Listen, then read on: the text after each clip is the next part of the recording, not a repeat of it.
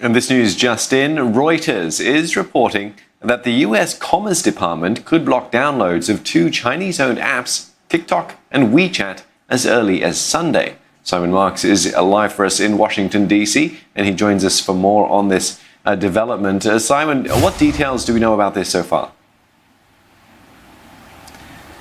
Well, Steve, just within the last couple of minutes, this news has been confirmed here in Washington by the Commerce Secretary, Wilbur Ross. He's just given an interview to the Fox Business Channel here in the United States. He says that the Trump administration from Sunday night is banning Americans from downloading or maintaining TikTok or WeChat on their phones. WeChat transactions, those financial transactions, will be banned from Monday at midnight.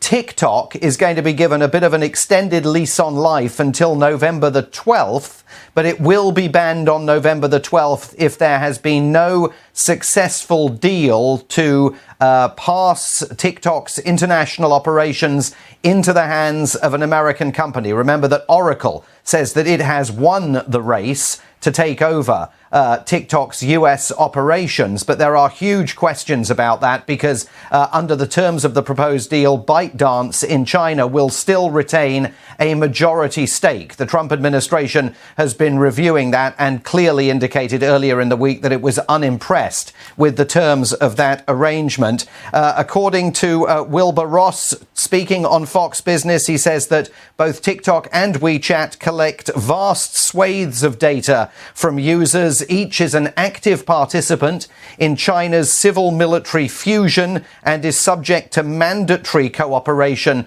with the intelligence gathering services of the Chinese Communist Party. WeChat, for all practical purposes, he says, will be shut down in the United States. That seems to be an absolutely firm decision. Apple, Alphabet, the parent company of Google, will both be required to delete those apps from the stores that US consumers use to download those applications and use them here in the US. They will, it seems, be permitted by the United States government to continue offering WeChat and TikTok in their global stores outside the United States. So this is primarily impacted, according to the US government, on protecting the data and personal security of American users of these apps. A sword of Damocles hanging then over the ongoing negotiations regarding Oracle's proposed role in TikTok's international operations. This could be a move by the Trump administration to put a little bit of extra pressure on ByteDance and Oracle in that negotiating process, or they could just mean it. They are banning both of these apps, TikTok and WeChat, starting this Sunday night.